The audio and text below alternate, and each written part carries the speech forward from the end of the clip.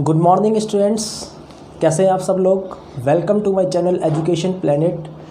बच्चों, last video में हमने एसिड्स के बारे में पढ़ा था। Today we will study about the basis.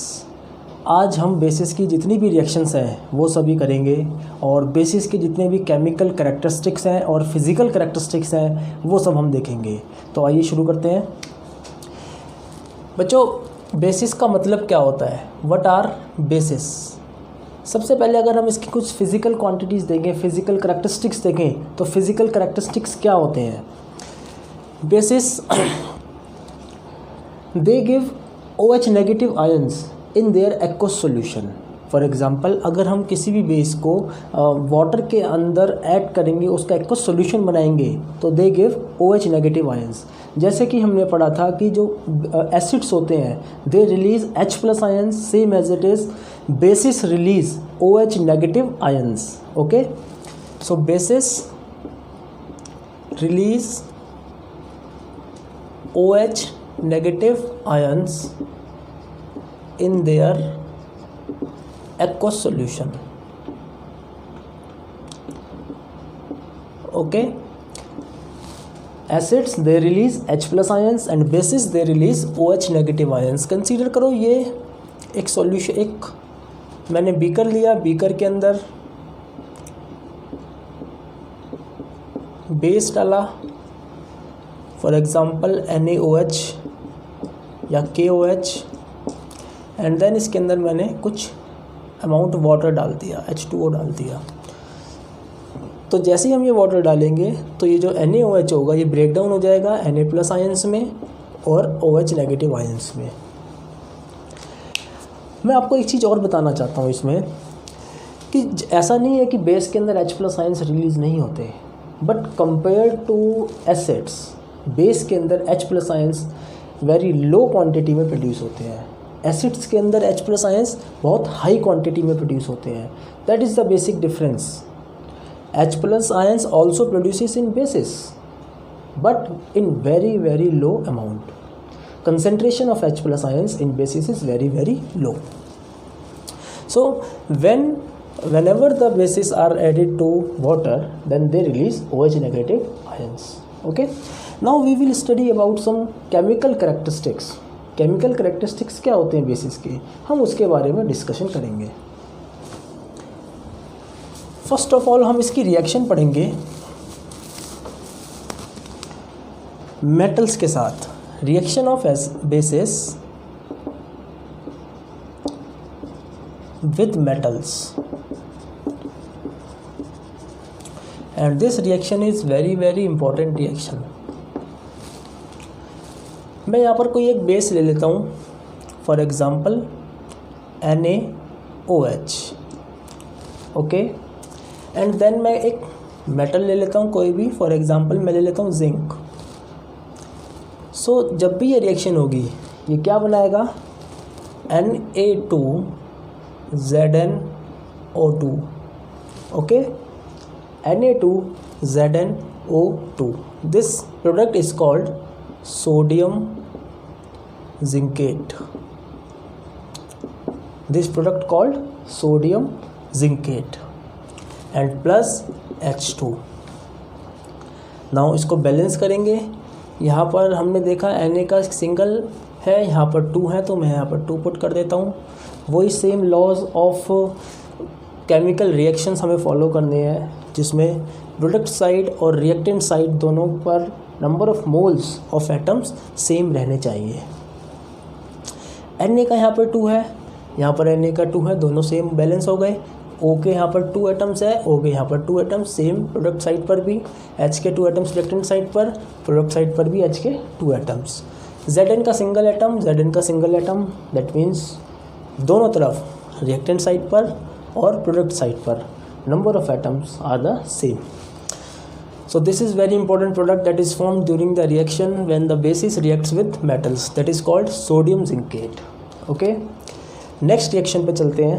next reaction है when basis react with metal carbonates or metal hydrogen carbonates. Metal carbonates and metal hydrogen carbonate. Friends, आपको यहाँ पर ये चीज़ ध्यान देनी है कि जब कभी भी कोई बेस, फॉर एग्जांपल NaOH ले लिया मैंने यहाँ पर, कोई भी बेस मेटल कार्बोनेट के साथ या फिर मेटल हाइड्रोजन कार्बोनेट के साथ रिएक्ट करेगा, so no reaction take place. That means कोई भी बेस मेटल कार्बोनेट के साथ और मेटल हाइड्रोजन कार्बोनेट के साथ रिएक्ट नहीं करता। This is no reaction, okay, no products are formed, no reaction takes place. Next हमारी रिएक्शन रहेगी, अच्छा इसमें हमने जब बेस की जगह एसिड लिया था, एसिड को रिएक्ट करवाया था मेटल कार्बोनेट और मेटल हाइड्रोजन कार्बोनेट के साथ, तब हमारे प्रोडक्ट्स क्या बने थे? तब हमारे प्रोडक्ट्स थे कार्बन डाइऑक्साइड, वाटर और कोई भी मेटल सॉल्ट जो हमने यहाँ पर लिया था, वही मेटल सॉल्ट बना था। ओके, नेक्स्ट हमारी रिएक्शन है reaction of base with non metallic oxides. Base की हमें रिएक्शन करवानी है नॉन मेटेलिक ऑक्साइड्स के साथ। स्टूडेंट्स, आपको यहाँ पर एक चीज़ ध्यान रखनी पड़ेगी कि ये जो नॉन मेटेलिक ऑक्साइड्स होते हैं, they behave like a acid. Okay, इनकी प्रॉपर्टीज़ क्या होती है?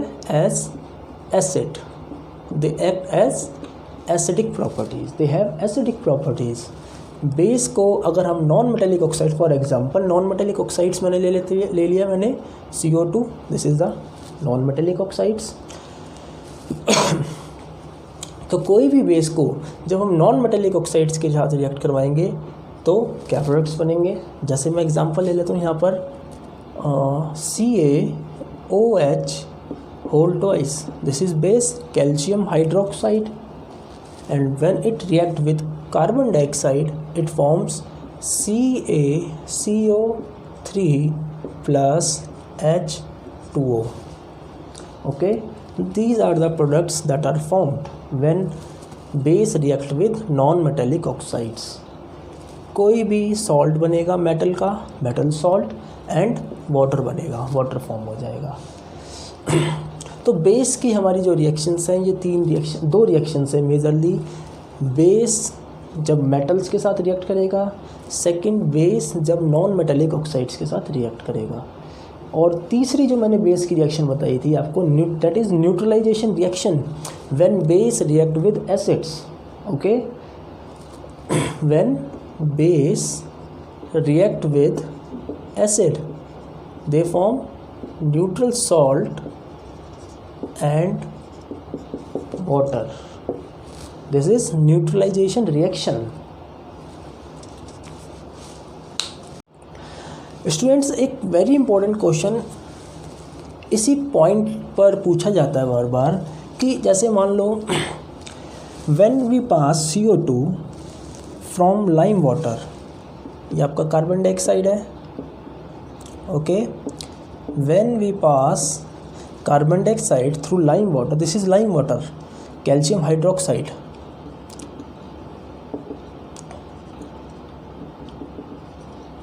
when we pass CO2 through lime water or calcium hydroxide, then it turns milky.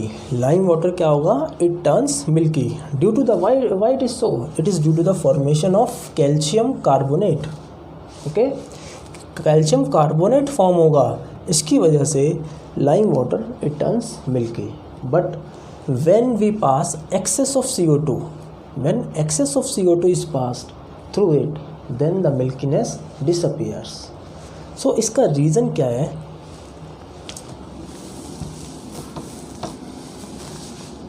देखो, मैं ये जो प्रोडक्ट फॉर्म हुआ है इसको मैं एज ए रिएक्टेंट यहाँ ले लेता हूँ, CaCO3 प्लस H2O। अब मैंने इसमें से और ज़्यादा कार्बन डाइऑक्साइड पास करी, एक्सेस कार्बन डाइऑक्साइड, अब क्या फॉर्म हो जाएगा, CaHCO3, calcium hydrogen carbonate, and this calcium hydrogen carbonate is soluble in water. That's why the milkiness disappears. It is soluble in water and therefore milkiness disappears. Okay, ये question आपको ध्यान रखना है, very important question. Students, next अब हम पढ़ेंगे dilution के बारे में। What is the dilution process? Dilution का मतलब होता है जब कभी भी हम एसिड या बेस के अंदर वाटर को ऐड करते हैं। ओके, जब कभी भी हम एसिड या बेस में वाटर ऐड करेंगे, that process is called dilution process. Okay, consider करो, ये एक बीकर लिया हमने और इसके अंदर ले लिया वाटर और इसके अंदर हमने डाला कोई भी एसिड या फिर बेस। एक बहुत इम्पॉर्टेंट क्वेश्चन यहाँ पर अराइज होता है कि जब कभी हम डाइल्यूशन करें, ओके, तो उसमें से अगर एसिड डाला तो H+ आयंस रिलीज़ होंगे और अगर बेस डाला तो OH नेगेटिव आयंस रिलीज़ होंगे। तो क्वेश्चन क्या राइज होता है कि जब कभी भी हम एसिड और बेस डालते हैं और H+ आयंस और OH नेगेटिव आयंस रिलीज़ होते हैं, तो इनका जो कंसंट्रेशन होगा अपॉन मोर डाइल्यूशन, अगर हम इसके अंदर और वाटर ऐड कर दें, डाइल्यूशन को और बढ़ा दें, तो नंबर ऑफ H+ आयंस और OH नेगेटिव आयंस जो होगा पर यूनिट वॉल्यूम, क्या वो डिक्रीज़ होगा या इंक्रीज़ होगा? So the answer is it decreases. Number of H+ ions and OH negative ions upon dilution decreases per unit volume. Per unit volume number of H+ ions क्या होगा, decrease हो जाएगा जब हम डाइल्यूशन को इंक्रीज़ करते हैं। तो डाइल्यूशन को इंक्रीज़ करने का मतलब क्या है मेरा, जब हम उसके अंदर और ज़्यादा वाटर ऐड करें। फर्स्ट क्वेश्चन तो यहाँ पर ये अराइज होता है। सेकंड क्वेश्चन क्या अराइज होगा इसमें कि whether we should add acid to the water या फिर वाटर टू द एसिड। हमें एसिड के अंदर वाटर ऐड करना चाहिए या फिर वाटर के अंदर एसिड ऐड करें। So we always add acid to the water. Why? Because dilution process is very exothermic process, highly exothermic. Okay, this process is highly exothermic process। और exothermic process है तो जो अगर मान लो मैं यहाँ पर एसिड लेता बीकर के अंदर एंड देन ये मान लिया मैंने एसिड है और इसके अंदर मैं वाटर ऐड कर रहा हूँ, यहाँ पर H2O,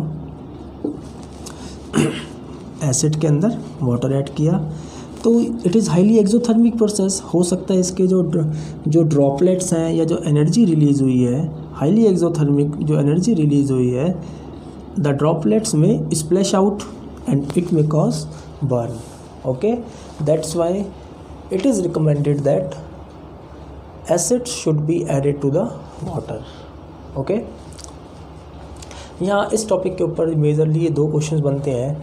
एक और क्वेश्चन ये आता है कि अगर मान लिया ये एक प्रोसेस है और इसके अंदर अगर हम बेस और एसिड को और ऐड करते चले जाएं, ओके, बेस और एसिड को और फर्दर ऐड करें, तो H+ आयंस और OH नेगेटिव आयंस का concentration per unit volume decrease होगा या इंक्रीज़ होगा? In this case H+ ions और OH negative ions increases. Okay, थोड़ा सा केस अलग है। पहले वाले केस में क्या था, हमने वाटर के कंसंट्रेशन को और इंक्रीज़ किया था। जब वाटर का कंसंट्रेशन इंक्रीज़ किया तो इन दोनों का कंसंट्रेशन क्या हो गया, डिक्रीज़ हो गया पर यूनिट वॉल्यूम। और सेकंड वाले केस में हमने क्या किया, एसिड और बेस का कंसंट्रेशन अगर हम इंक्रीज़ करें तो इन दोनों का कंसंट्रेशन इंक्रीज़ होगा per unit volume. Okay, next हम पढ़ेंगे इंडिकेटर्स के बारे में।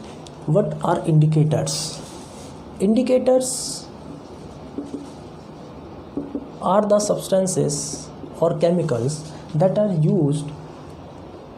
are used for measuring about the acids, for knowing about the acids and base. Okay, they show the what substances are acids and what substances are base.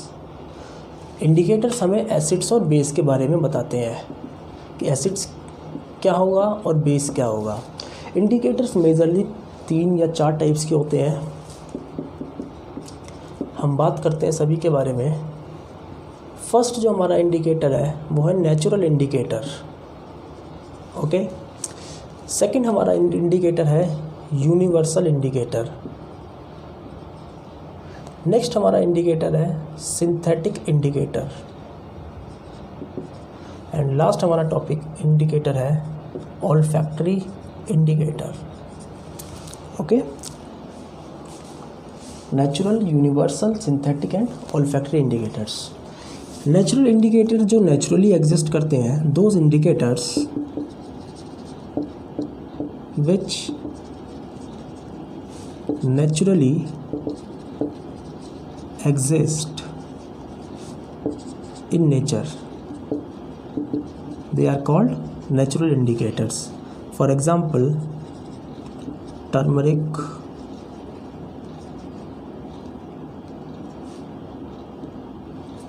okay.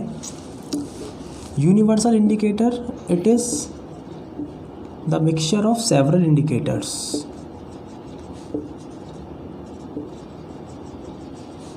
And it shows different colors at different H+ ions concentration. It shows different color at different level of H+ ions. Next is synthetic indicators. Those indicators which are formed chemically, they are called synthetic indicators. Example, phenolphthalein,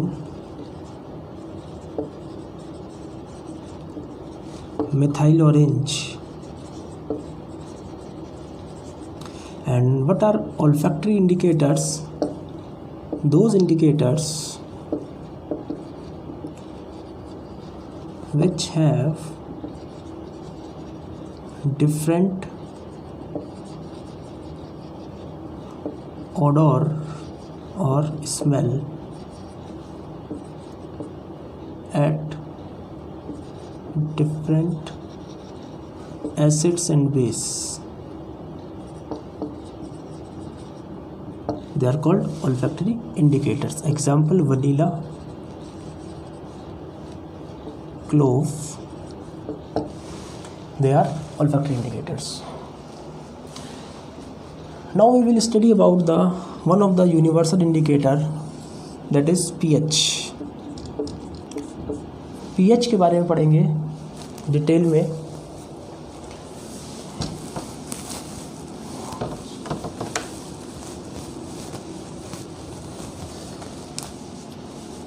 What is pH? pH is a measuring scale. pH is a scale that measures the concentration of H+ ions. Okay, it is a scale that measures the concentration of H+ ions or hydronium ions. This P, it stands for potence. Potence of hydronium ion. Potence means potential. Potential of hydronium ions. pH एक measuring scale है और इस पे number होते हैं, numbering होती है। 0 से 14 तक, ओके, 0 से 14 तक एक मेजरिंग स्केल, एक नंबर स्केल है। अब हम इसमें कैसे पता लगाएंगे कि कौन सा एसिड है कौन सा बेस है? देखो यहाँ पर बिल्कुल मिडिल नंबर कौन सा हुआ? 7। अब जैसे जैसे हम 7 से कम पर जाएंगे तो एसिडिक कैरेक्टर क्या होगा? कैरेक्टर इंक्रीज होगा। और जैसे हम 7 से ज़्यादा पर जाएंगे तो बेसिक कैरेक्टर इंक्रीज होगा। ओके, अच्छा एक चीज़ और, 7 वाला क्या होगा? It is neutral. अच्छा अब मेरे को बताओ यहाँ पर मोस्ट बेसिक कौन सा हो जाएगा? 14 वाला। मोस्ट एसिडिक कौन सा हो जाएगा? 0 पॉइंट समथिंग वाला। न्यूट्रल क्या होगा? 7 वाला। जैसे ही हम 7 से कम पर जाएंगे, वैल्यू 7 से कम पर जाएगा pH, तो H+ आयंस क्या होंगे? इंक्रीज होंगे। और जैसे ही हम 7 से ज़्यादा पर जाएंगे तो OH नेगेटिव आयंस इंक्रीज होंगे। ओके, ये this scale is called pH scale और potence of hydronium scale. Now we will study about the importance of pH scale in daily life. Students, अब हमारा टॉपिक है importance of pH। Okay, we will study about the importance of pH। First of all अगर हम pH की बात करें plants और animals के अंदर, तो how the pH is useful for plants and animals. देखो हमारी जो ह्यूमन बॉडी की बात करें, ह्यूमन बॉडी जो वर्क करती है उसमें pH रेंज कितनी होनी चाहिए? 7 to 7.8। अगर 7 से थोड़ा सा कम होता है और 7.8 से थोड़ा सा ज़्यादा होता है तो हमें प्रॉब्लम्स स्टार्ट हो जाती है। ठीक है, तो हमारा जो बॉडी का pH रेंज है वो कितना है? Best range 7 to 7.8। यहाँ से बहुत सारे क्वेश्चन पूछे जाते हैं।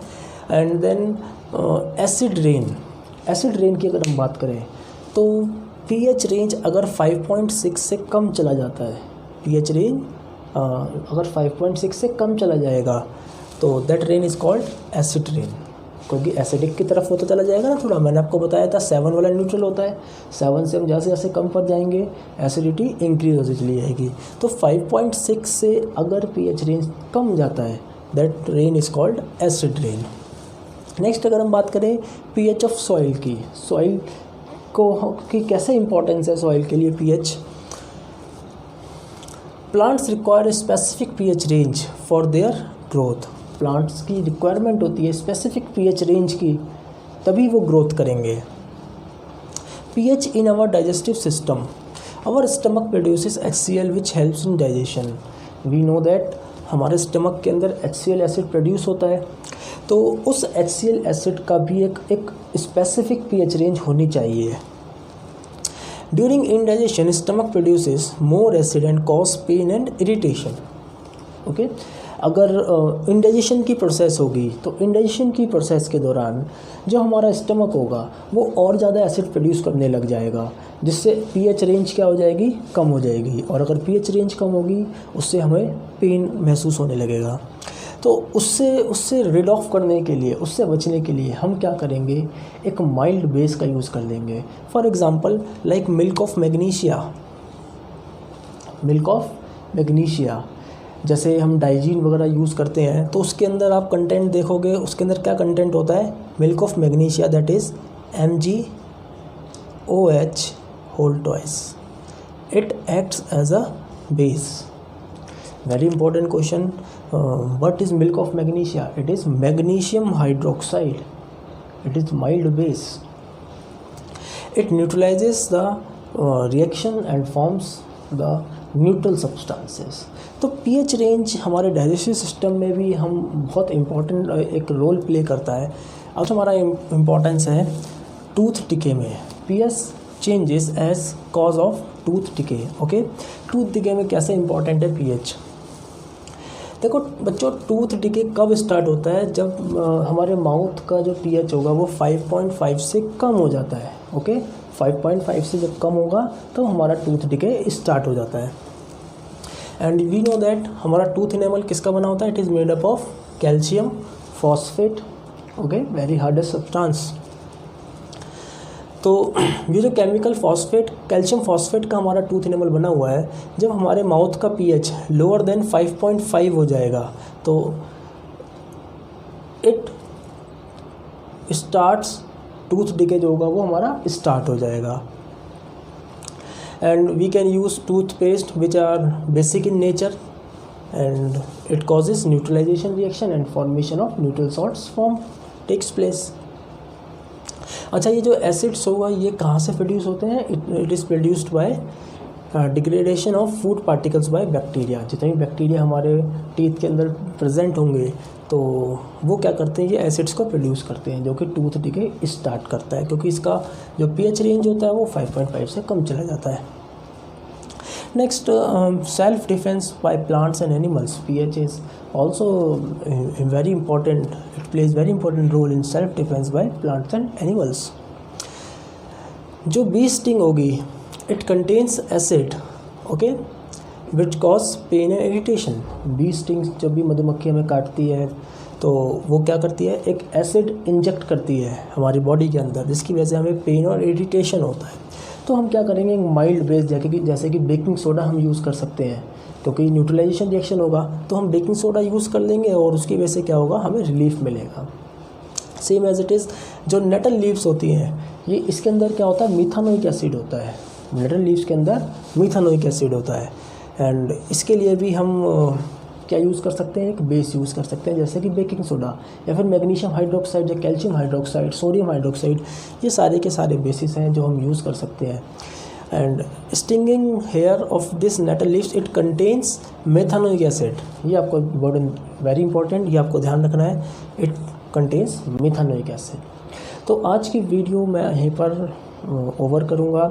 नेक्स्ट क्लास में हम सॉल्ट्स के बारे में डिस्कशन करेंगे, सॉल्ट्स के बारे में पढ़ेंगे, उनकी जितने भी मैन्युफैक्चरिंग है, जितना भी इम्पोर्टेंस है, उन सब के बारे में पढ़ेंगे। तब तक आप इसको पढ़िए और जो भी डाउट्स है वो कमेंट सेक्शन में पूछिए। Okay, thank you, best of luck.